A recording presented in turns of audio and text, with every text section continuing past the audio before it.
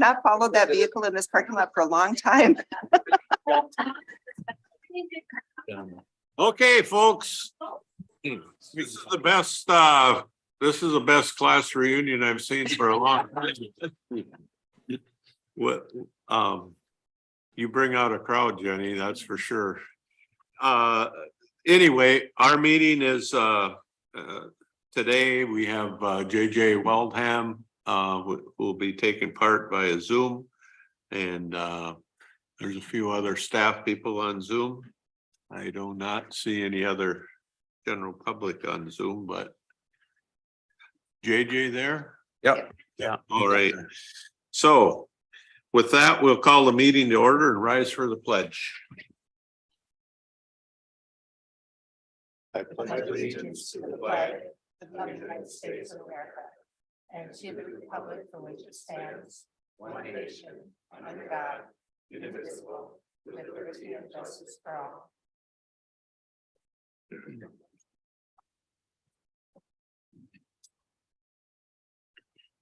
there anybody here that wishes to speak in public forum? Anybody? All right, we'll move on to the agenda. We've got a couple additions. Good morning, Mr. Chair, members of the board. I'm Dave Minke, County Administrator. There are two additions. If we could add number 6B, training for the AMC Leadership Summit. And Steve has expressed interest in attending that. And if we could add item 6C, training for the National Association of Counties Annual Conference, and Terry has expressed interest in attending that. Ludwig will move as amended. Morrell second. Thank you. Any discussion? If not, Debbie, you want to call the roll? District 5, Commissioner Ludwig. Aye. District 1, Chair Holland. Aye. District 2, Commissioner Moore. Aye. District 3, Commissioner Lovegren. Aye. District 4, Commissioner Waldham. Yes. Thank you. Looking for approval of the minutes of the February 21st, 2023 regular county board meeting and summary for publication. I'll move the minutes.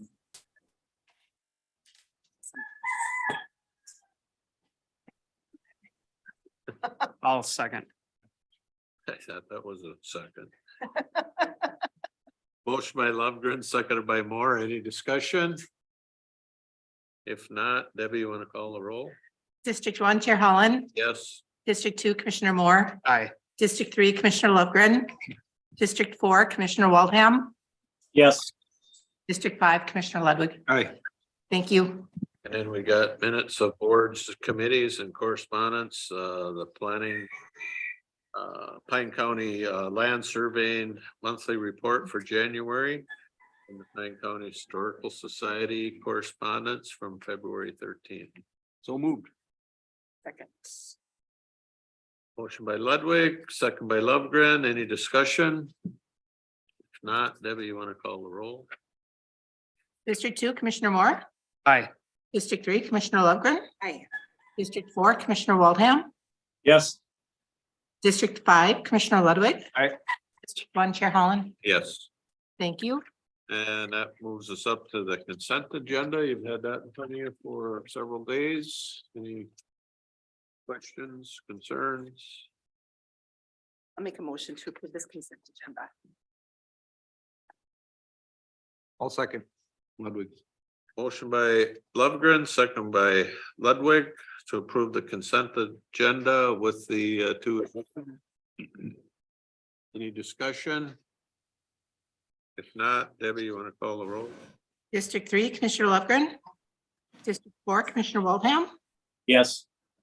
District 5, Commissioner Ludwig. Aye. District 1, Chair Holland. Yes. District 2, Commissioner Moore. Aye. Thank you. Okay, it brings us up to a recognition of the retirement of Jenny Christensen. And I before Kelly speaks, I gotta say something. Before I knew this was gonna be an event at the county, guess who I heard this from? Sitting at a coffee shop in Florida. Shar. Shar Hutchins, who knows everything new about this event. So she filled me in. Well, thank you, Mr. Chair. I'm Kelly Shorter, County Auditor Treasurer. And I have a little bit to say about Jenny. All right. Well, Jenny's retirement from Pine County is not on terms any of us ever imagined, and our love and support for her can be felt throughout this room today. I am hopeful today we can focus on the positive, so I'm going to keep it a bit light. It is a little bit fitting that we are recognizing Jenny's years of service to Pine County today, March 7th, as it was exactly on this day 11 years ago that I began working for Pine County and met Jenny.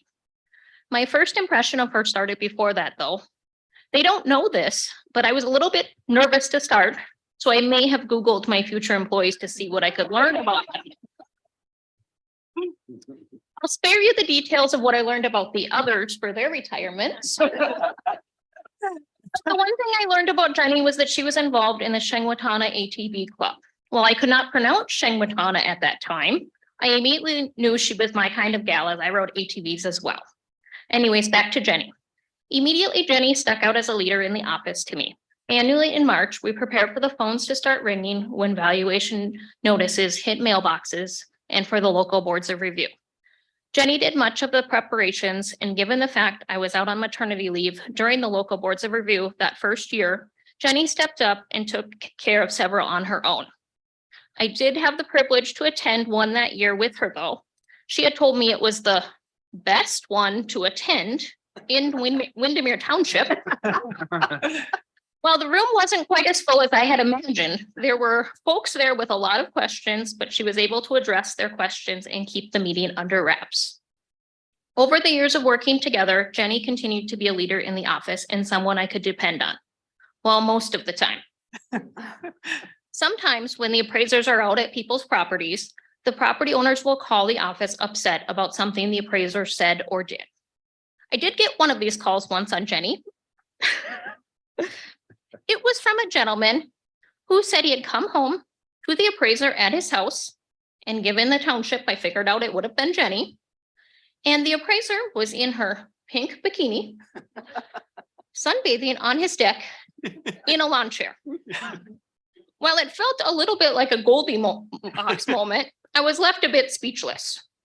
Normally, I can explain why appraiser was doing what they were doing, yet this, my mind was racing. Jenny's favorite color is pink, but that couldn't have happened and obviously did not. Yet we've gotten to razz Jenny over the years about her sunbathing incident. With that, I know the board's got their traditional clock that they're going to give you, but the assessor's office has brought you a gift, and it happens to probably be a pink lawn chair. To have some enjoyable moments in, whether it's sunbathing on your own time or just adoring those grandkids of yours. Thank you, Kelly. You want to go down, Lori? Should we add that the guy that called is a little loony?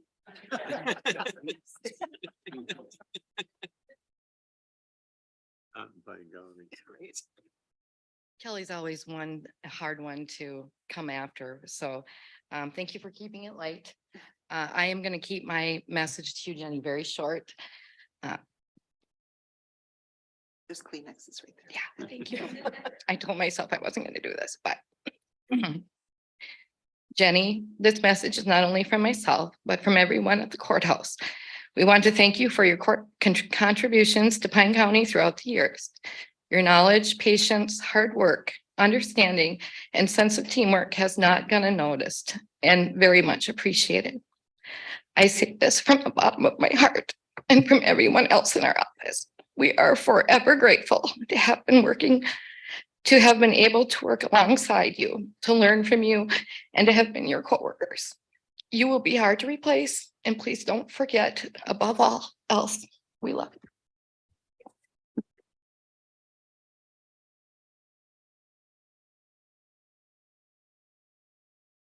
Well, Jenny, it's time to get your gold-plated clock.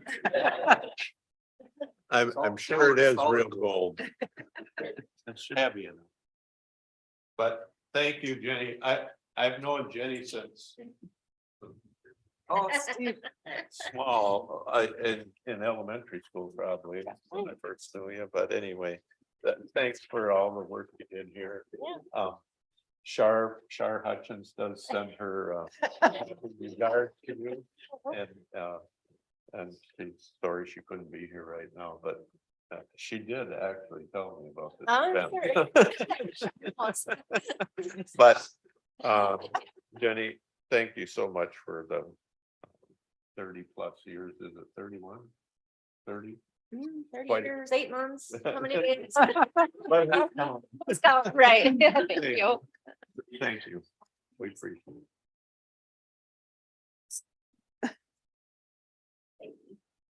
it. I will say this is the most fun crowd I think we've ever had.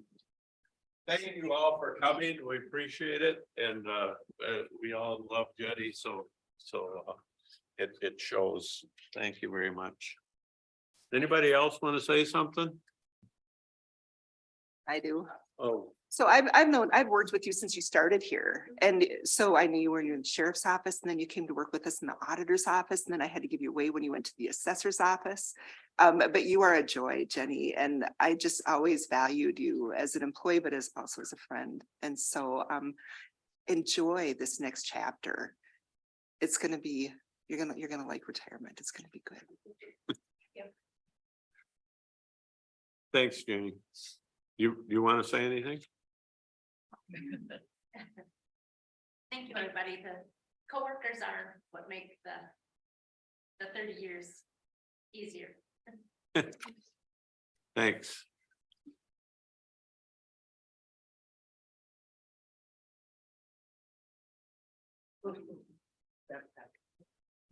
Don't you guys want to stick around and hear about Snake River Watershed? Come on, this has been a long time in the work media.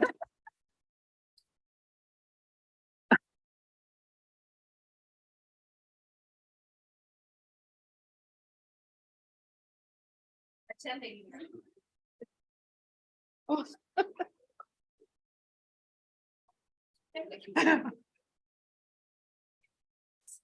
I gave her the wrong thing. Good job, Jen. Oh, now I'm calling you Jen. Sorry, Deb.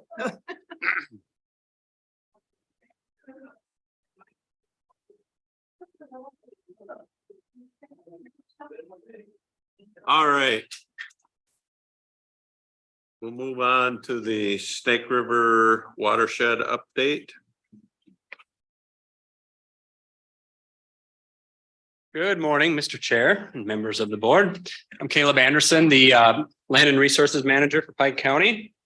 And the Snake River Comprehensive Watershed Management Plan, we have an approved plan. It was approved by the State Board of Water and Soil Resources.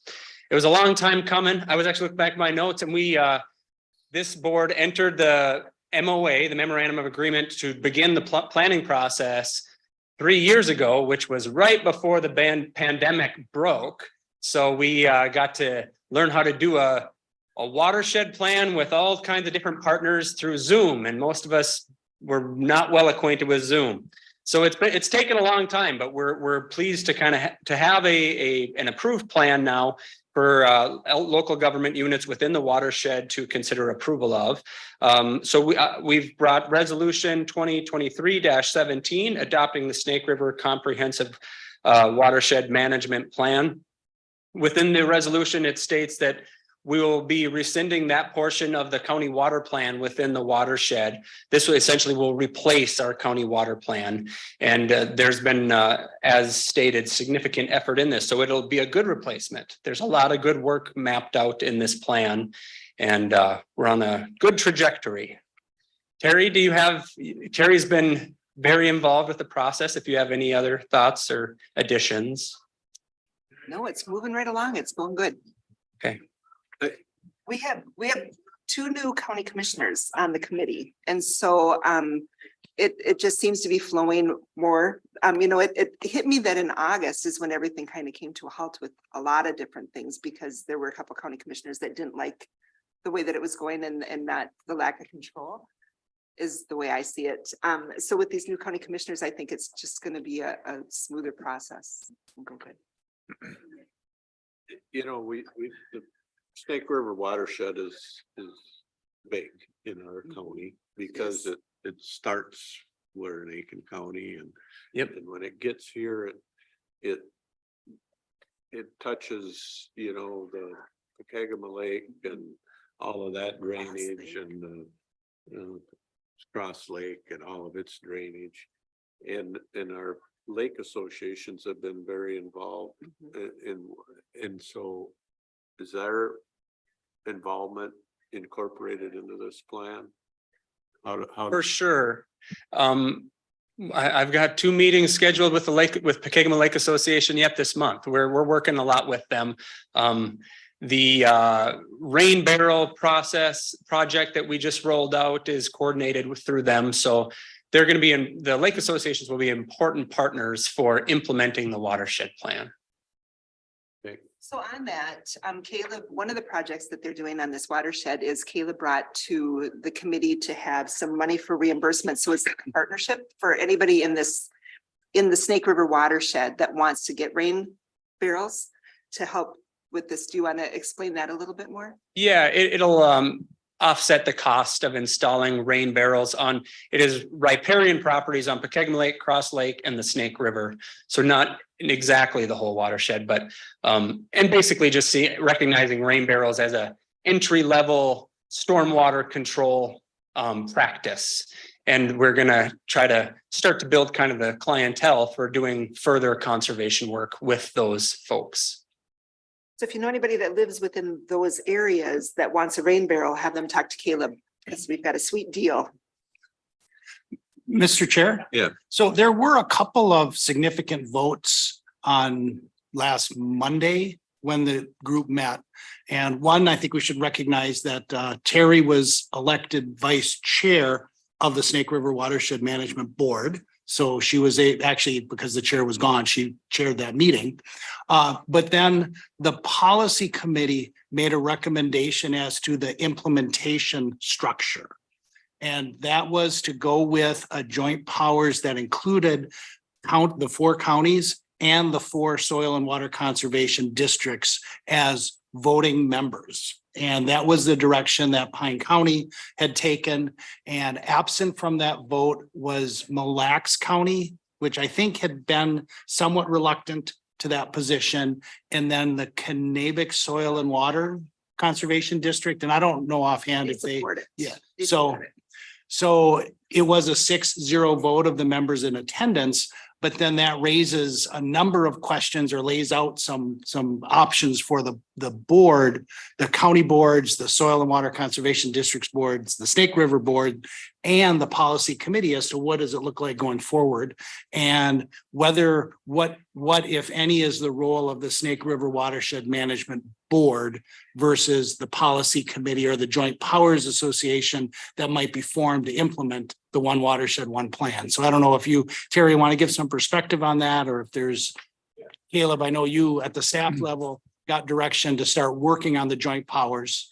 Yeah, it's an interesting position to be in where once absent of any change at the Snake River Watershed Management Board consisting of only counties, not soil SWCDs, absent of any change, there would be 2 joint powers agreements managing the same watershed, which many of us would feel was a little silly. So I think the Snake River Watershed Management Board will just have to decide, what does this group body's future look like? Do we just wrap in, dissolve, continue and have 2? So we'll have to work through it. I want to see it together. Having 2 boards is silly. Silly. It Yep. is silly. So yeah, so that's kind of the goal I think that other people are seeing too. You know, and I want to say Pine County is really conservative on the fact that it's the same commissioner on both boards. But if you look at Aiken County, they had 2 different commissioners, and Mille Lacs County had 2 different commissioners. They had one on the membership board and then one on the One Watershed, One Plan Board. And so I just really appreciate that this county is more conservative and just jumps it together, but which will also make the process of joining together, just being one committee, an easier thing Yeah. to do. Mr. Chair. Yeah. So wouldn't that get clumsy? With two, I would think so. that just. Doing the doesn't same make- yeah. exact thing, yeah. So, And when it comes, excuse me, but when it comes time, when you really start doing projects and working with landowners and what I've seen happening already in the lower St. Croix, they're doing our soil and water people and in conjunction with the lower St. Croix watershed are doing some wonderful projects already with farmers and landowners in the watershed. So I'm hoping we can get beyond just meeting about how the organization is Right. and get to the project, because that's what really matters. There's a lot of money sitting out there. Right. On the membership board, and that's one thing that needs to be figured out, is if that's gonna get rolled over into the plan, or if it's gonna be given back to I don't know how that's gonna work, so we'll have to work that one out.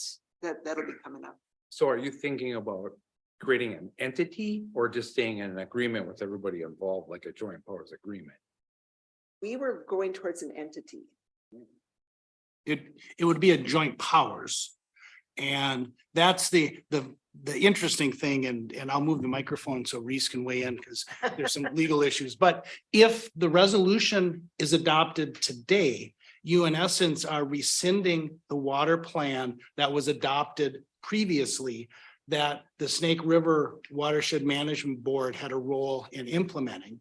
And you're adopting the new plan, that's the One Watershed, One Plan, and assigning that to the One Watershed, One Plan group. I'll call it group, just to not bias what it might become. So what would the Snake River Watershed Management Board do? Right? I mean, I think that's. I think that's all of our question, David. And Mr. Chair, so one of the things is the Snake River Watershed Management Board, not the One Watershed, One Plan. They would always search out competitive grants. And that was part in the early processing of it. Them grants aren't going to be available once One Watershed, One Plan. So, and I don't believe they've had a grant for a couple of years now. They've been just operating on money that they've had, which has been very little of doing anything. I remember back a few years ago, we had some pretty substantial grants and we were doing a lot of stuff. Every meeting, we were approving a lot of projects. And then once the One Watershed, One Plan came in, we just kind of quit even applying for them grants because we were shifting everything over To who?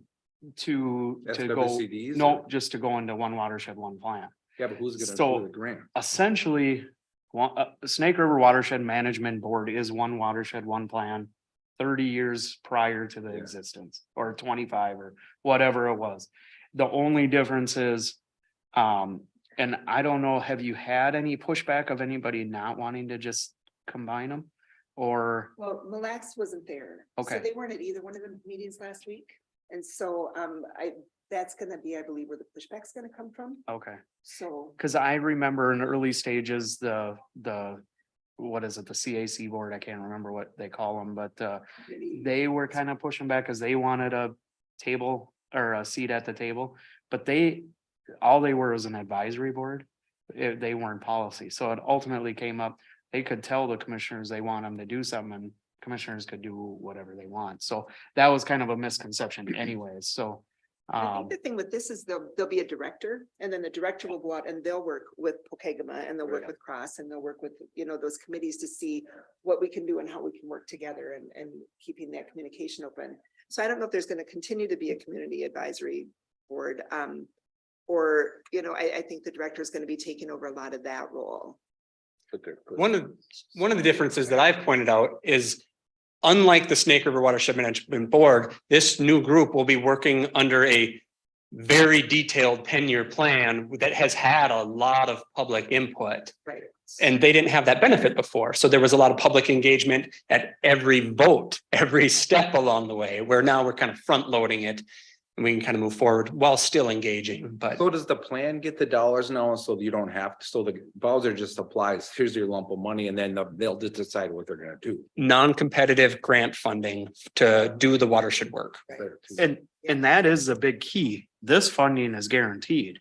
It's Right. not, we're writing grants and hoping for something to come. This is a 10-year plan that's fully funded. Well, That's then- where I think it's way better. This way the staff can get out and they can do what they want to do, which is to get the Mm-hmm. projects and get them working and work with the people and get it done, which is gonna be huge. Yeah. That's what I worry about is to do it efficiently. Yeah. Yeah, Instead of bogging it down with Committees and too many approvals Yeah. and too much process. Yep. And Mr. Chair, Plan exists. Yes, I didn't mean to interrupt. Well, no, I just say if the plan exists and you have what you're gonna do in your plan, it's already just deciding which one you're gonna do at what time. Yeah. And the most important, you'd think you would grab first, right? Just to make sure everyone is aware, the Snake River Watershed Management Board does have about $300,000 of funds in its custody. And those funds are the result of the annual contributions from the counties, of which Pine contributed just under $10,000 a year for probably since inception, but certainly for many years. And so that's a conversation that the Snake River Watershed Management Board will have to have as part of its discussion of what is its future role, if any. So I tried to bring up some of those questions last time and it was kind of shut down. So they'll get on the agenda for next meeting and we'll see where it goes. Okay. Interesting. so right now, we'd be looking for a motion for this resolution 23-17. I will make a motion to approve resolution 2023-17, adopting the Snake River Comprehensive Management Plan. Whoop, whoop. And I will second. Got a motion by Lundgren, seconded by Moore. Is there any question? I just got one. Is this 2 of our 4 or is it? so. In the Magi, we are in a joint powers agreement and have an approved plan as well as Lower St. Croix. So this would be number 3. The 4th one coming would be the Kettle. And that's it then. Right. Then we're done. Do you know statewide what their coverage is yet? Are they, I don't have an answer to that. That's a good Okay. question. sounds good. We're getting close on Kettle. Oh, yeah. It's moving quicker. And this law came in effect 4 years ago, 5 years ago? Oh, gosh. I wonder if Probably. we started the Lower St. Croix around 2017 or Okay. so. And that wasn't one of the first projects. There were others in other areas of the state prior. But it was our first project Yeah. probably 6 years ago when we had our first meeting. Yeah, okay. Cool. Thank No you. further questions? I have one. Yeah, go So ahead. Dave brought up that fund. So is there a way or the fund that's existing when that dissolves, do they keep those dollars? I think that's the question Terry is gonna ask. I mean, that they have not resolved that issue yet. Okay. Thank you. Any other? If not, Debbie, you wanna call the roll? District 4, Commissioner Waldham. Yes. District 5, Commissioner Ludwig. All right. District 1, Chair Holland. Yes. District 2, Commissioner Moore. Aye. District 3, Commissioner Lovegren. Hi. Thank you. Okay. Well, we've got a bunch of commissioner updates. The Arrowhead County Association legislative dinner was canceled due to weather. The Association of Minnesota County Legislative Conference went on electronically, which fell in my favor because I got to take part. So Terry, I know you were involved. If you want to start off on that. Wow, I have way too many notes on that. Yeah. So it was really, they did a really excellent job putting it the way, I mean, they had such a short period of time to get it to go electronically. And it was amazing what they were able to do. So, you know, they talked about PILT, they're working on PILT. They went through all of the things that were important. Transportation revenues are down, which cuts the funding. So looking at that, ICWA and MIFPA were on their list. I sat in on Health and Human Services, and they're really looking at converging the trends and understanding the complex. And I think I've said it before, but all of the human service offices or health departments had to do a survey, and it was a huge survey. And Sam did ours and did just a bang up job, and every single county turned one in, which is miraculous right there. So that's with the extension right now, getting that looked at to see what our next steps are on redoing what public health means. The one thing that hit me that I didn't realize is Juneteenth doesn't take effect this year. It takes effect in 2024. I thought for sure that was this year, but it's not. So, yeah.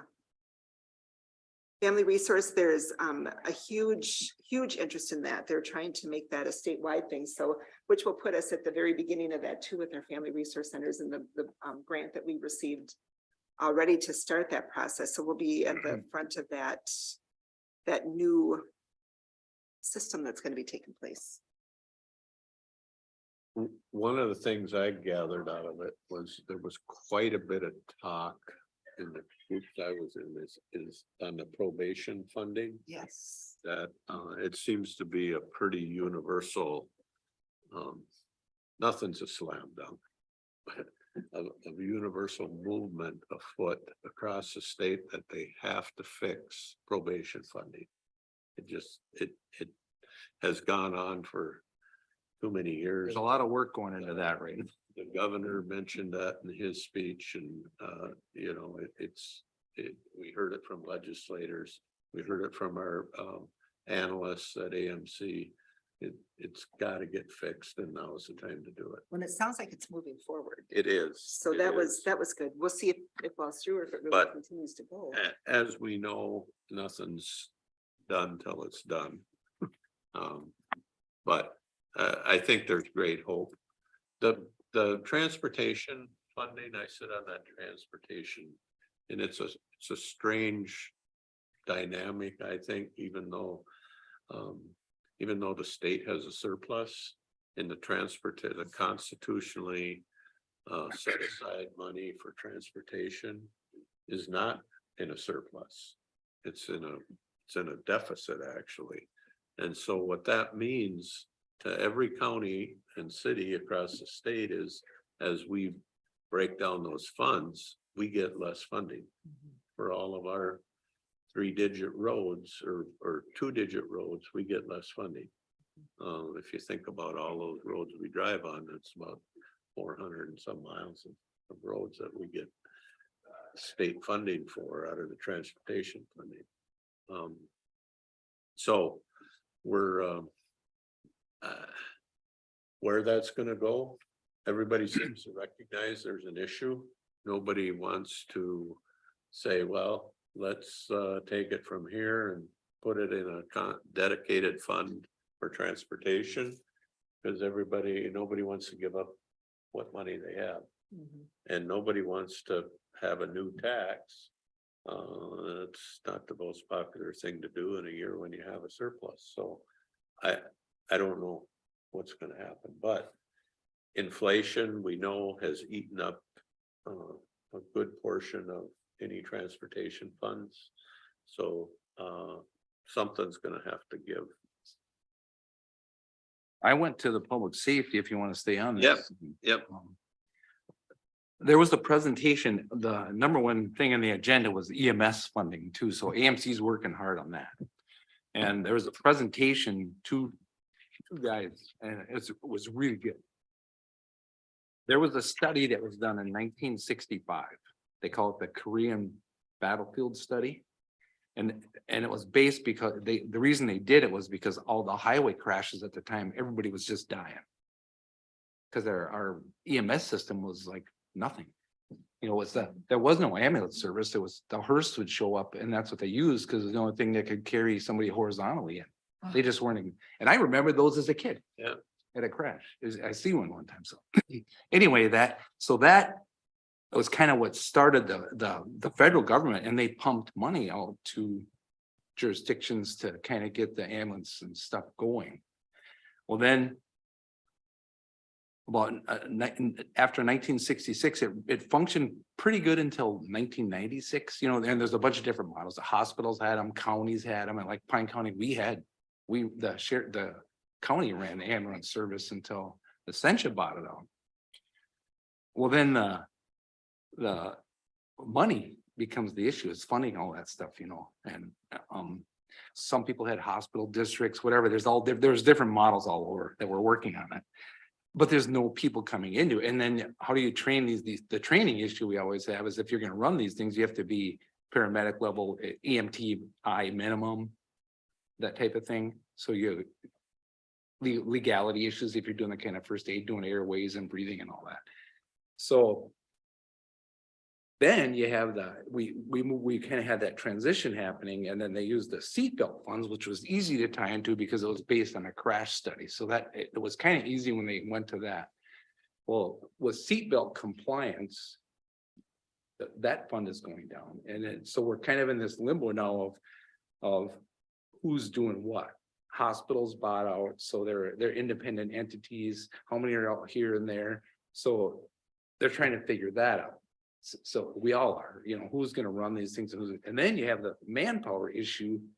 We can't even get people to work in our jail, there's only so many people that are working out there, and then the issue of volunteering. And then you have to be trained, so they call it the quiet crisis because the number of calls that are happening is still super high. It's like 715,000 a year. Calls in the state. Yeah. So, that's a big number. Yeah. So anyway, that was a good, and I think the, county administrators are gonna get that. A piece of that presentation, which will be much better than what I just gave you. I couldn't take the notes fast enough because there was a lot of data flying there. That's the hard part. And then we talked about probation. And which I'm on the work group, and that's, we had that meeting too, and I think I briefed you on that already. That's moving forward. The funding formula is not, I don't have what came out of the committee. They presented the formula to us. They don't want it out there yet because it isn't finalized, but there's a base funding level. And then there's gonna be the way they had it set up was a percentage based on your population, then a percentage based on your caseload. So it looks like the number is gonna be higher if the state follows the plan than what we're getting now. And then we talked about the armor funding, which is also in the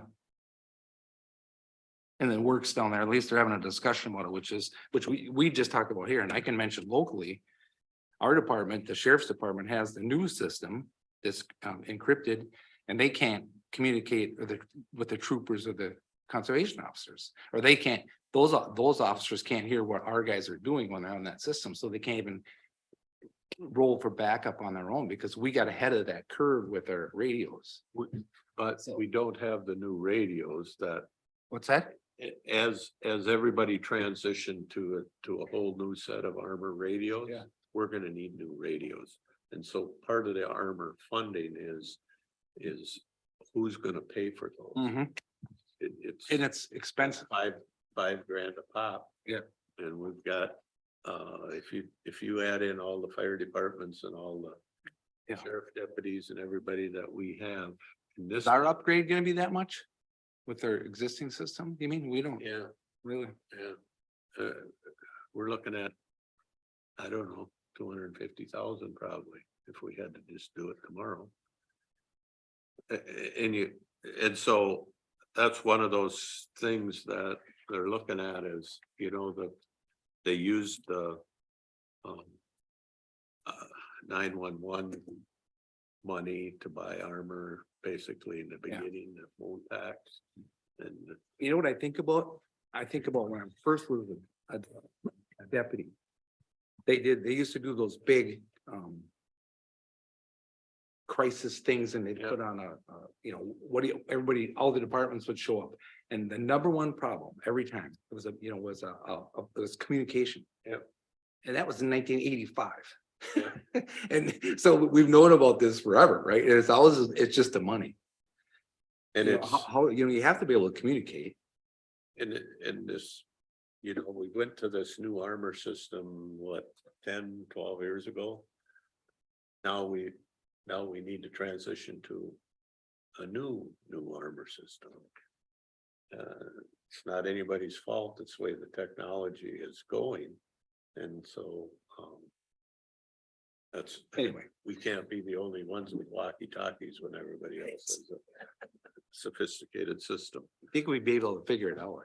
Anyway, the bottom line for me of all of these legislative agenda items is we're looking for county program aid, armor funding, probation funding, PILT funding. If we get some from all of those, it'll really help, really help us. So, Mr. Chair? Yes. If you can take one more Yeah. legislative issue, I just learned of this last Friday. There is a bill that is proposing changes to the Public Employee Labor Relations Act that would make a term and condition of employment staffing ratio, which means staffing level. And so what I'm hearing is there's some misconception out there that if the law changes, then employers like counties could choose to negotiate that item, which is false. If it becomes a term and condition of employment, we would be forced to negotiate that item, right? Just like wages. We don't have an option because it's the law that we must negotiate a number. That would have an on-hold impact on your ability to manage your workforce by requiring number of employees in contracts, which is a little bit scary from a cost perspective. It's also scary from an ability to react to changing conditions. Yeah, I was gonna say, who decides the levels? Yeah, Everybody's gonna be different. it would be negotiated. So if you hear about this and someone says, well, you don't have to negotiate it, it would be optional. No, if it is the law that it's a term and condition of employment, you must negotiate it in good faith. Oh, so it's kind of what we do now. No, We're no, gonna establish a number then. no, it's like work schedule, right? It's an inherent managerial right to assign hours of work and work schedules. There are jurisdictions that negotiate the work shift in their contract. That's optional. You can choose to do that or not. But once you do that, it's in there. If it's a term and condition in the law, you have no option, right? You would have to, just like wages, right? We can't go to negotiations and say, we're not going to negotiate wages. Well, that would be an unfair labor practice and we'd be sued. So the same, if the law changes, we would be forced to negotiate numbers of employees. And I don't know that, and I just learned of this last Friday. I don't know if how far the bill is going to go, but certainly it's supported by people in the majority party in St. Paul. So keep your ears open. Is that just public employers or all employers? It would be statute 145A, which is the Public Employee Labor Relations Act. I don't know if that applies more widely than just public employers or all employers. I would guess public right now. Yeah, because that would be And interesting. Minneapolis is maybe a case study where they have a charter which requires a minimum staffing based on population. They haven't been able to meet that level for a variety of reasons, but they've been sued over that, right? Because they are violating the law. So it's one of those things that seems under the radar that would have a huge impact. Not going on under the radar. Thank you. And then, because I'm a director now of District 1 for AMC by default, but I am, we had a meeting that would have had been in person, but it was on Zoom, so I got to attend. And mostly it was a wrap up of the legislative conference and the decision to go to do it virtual, which turned out to be a brilliant decision because they decided to go virtual, and then the legislature decided to send everybody home. So had everybody gone to St. Paul for the conference, the legislators wouldn't have been there. So we would have had to Zoom call them back to their home anyway. So those meetings went fine. We did meet with Senator Rarick, and Representative Nelson was on the call, although I do not recall that he said anything. And then we met with Representative Jeff Dodson. Yeah. And so those were, I didn't learn a lot of stuff new from them, but it's always good to have a face to face with those people. And with Jeff Dodson, he asked if we could send a letter on what our concerns were, just so that, and so that was nice to have that option, because now he's got, it got emailed and then Deb sent it off. She's very good at fixing letters too, by the way. Yeah. But she She's a sent it pro. out to him, so he had it in writing, and then he also had it on email what our concerns were that we brought to the table, which is always a good thing. That was nice. And the other thing, we Thanks, got a Debbie. chance to You're a pro. educate him on the paperwork reduction thing Yes. that we've been working on. So Becky followed up with him, and so that's always good. We'll move on. NLX was canceled. Pine County Housing was canceled. State Community Shack. So Shaq, we met, we got to meet the new commissioner, the new health commissioner, who is Brooke Cunningham. And so speaking of our paper reduction, she wants to go out and meet with counties, and I was the first one to say, please come to Pine. So hopefully we'll get her to come and visit, and we can talk about the issues that we're seeing and just reestablish that communication as to the things that we need to see getting fixed with her, that we've already been working with St. Paul. So that will be good. One of the things that she was talking about was broadband and how we need broadband for telecommunity or for telehealth. And she was saying, all the libraries need to have it so that people can go use the broadband at libraries and have a little room in the library for telehealth. And I was thinking, that's not going to benefit a lot of our people because they still have to drive 50 miles to get to a library. So we talked a little bit about that too, that we still have that issue, and broadband is still a big thing. She said that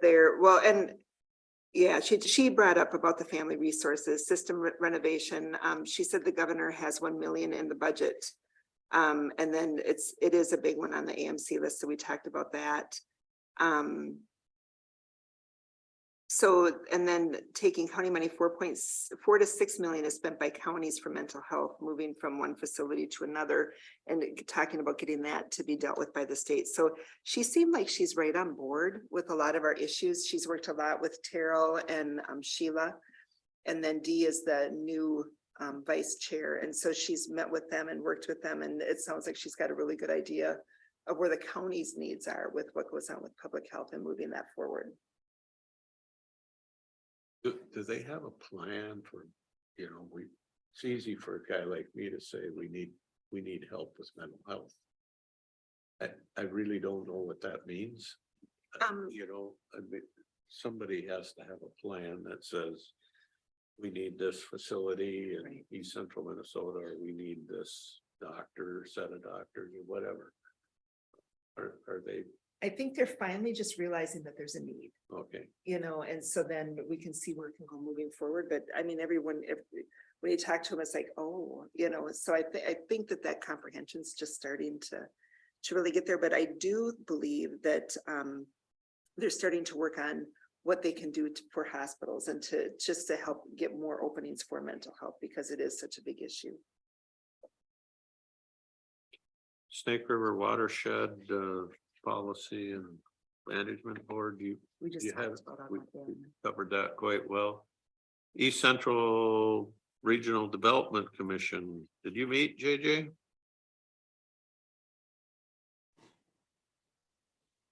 That was the one that was canceled, the snowstorm, right? Okay. Lakes and Pines, again, was gonna be in person, but because of weather, they put it virtual. They did some training for the board, which was really good because it was for new board members and they wanted some old board members to be there.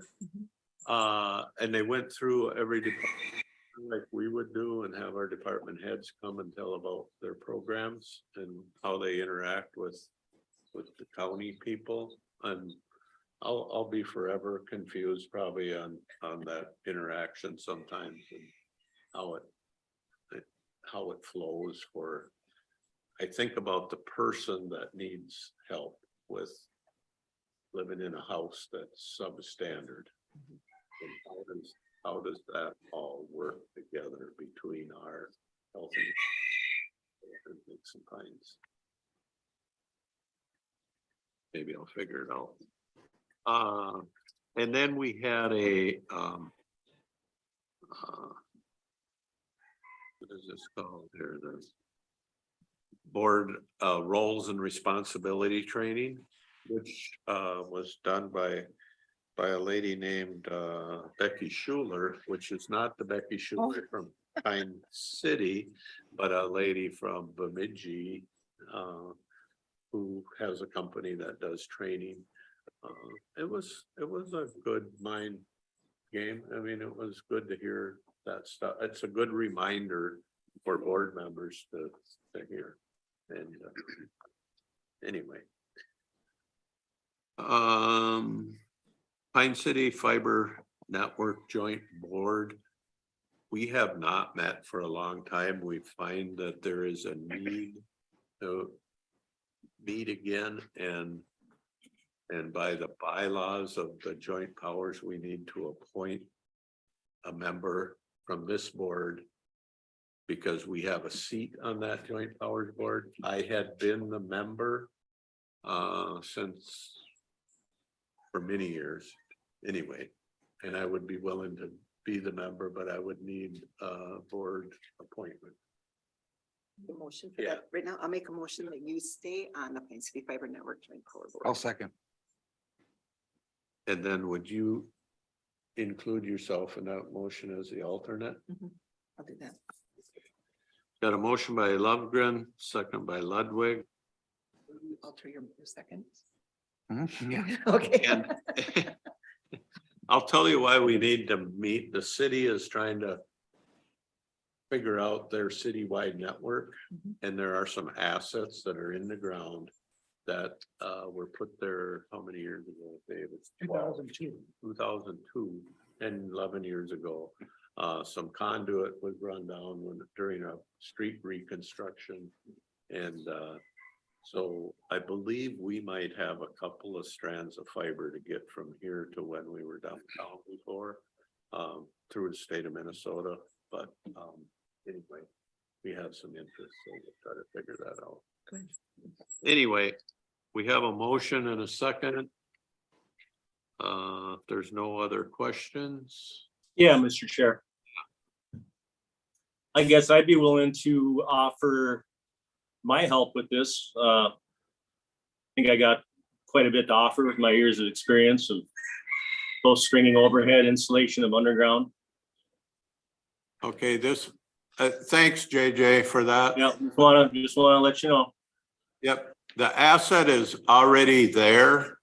It's just helping the city figure out where the endpoints are. Correct. We'll find out when we have a meeting what their real question is. But thank you. Debbie, you want to call the roll? District 5, Commissioner Ludwig. Aye. District 1, Chair Holland. Yes. District 2, Commissioner Moore. Aye. District 3, Commissioner Lovegren. Aye. District 4, Commissioner Waldham.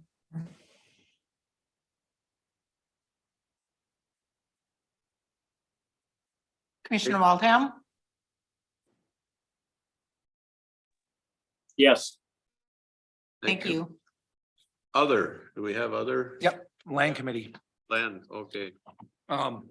We're gonna bring it to the call meeting. And we'll have a full discussion there. Okay. So JK, with that, we brought your concerns with the Pheasant Forever property that was gonna be. And so, yeah, when we were talking at the land committee, we just decided it would be easier to talk about all of it as a whole. So we'll talk about it next Tuesday. And then we've got some resolutions that need to be passed for the forfeited land sale and that type of stuff while we're there too. Yeah, any word yet on the PILT money that's gonna be rolling up to Pine County from the legislature? It's still in the mix. Yeah. All we've been hearing is that there's a legislative conference that AMC, did you get a thing on that through email from AMC for Monday morning? I believe so, yeah. legislative update, and those are usually really good to find out where things are at with the legislature and what's going on. So as of right now, you know, we're all kind of on the same page. We know that they're talking about it, but that's all the further that we know. I have another other. Yep. So I went to the using labor force through workforce strategy. And I actually invited Jackie to go in on that one too, and I think that she did. I couldn't see who was on it, but it was kind of a good way to find out what's going down. So the labor force size is down 90,000 people since the pandemic. Females are down 2.5% and males are down 1.7%. So I mean, when we talk about our workforce shortage and what's going on, that's a big part of it. The age trend that they had was from 2000 to 2021. Kids under 5 was at 5.1% and over 85 was at 54%. They're figuring from the trend that's going on and from the surveys that they've taken from 2023 to 2043, under 5 is going to be at 11.87%, but over 85 is going to be at 128.7. So it's just talking about, you know, for over 85 to go from 54% to 128.7 is a huge difference.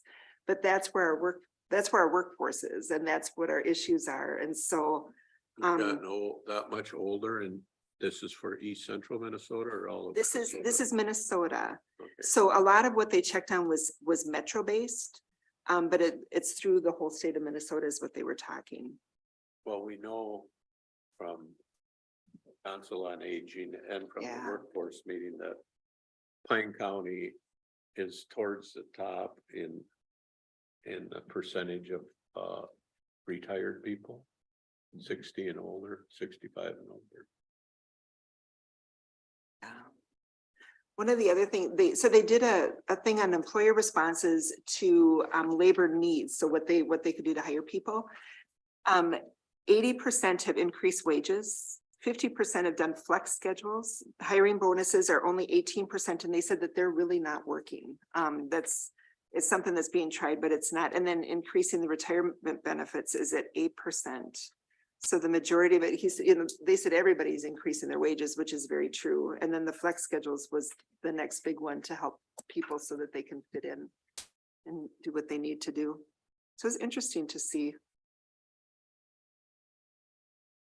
Oh, any other? We've got plenty of upcoming meetings. There's some days I know that I've got way more meetings than I've got time in the day, but we'll get to as many as we can.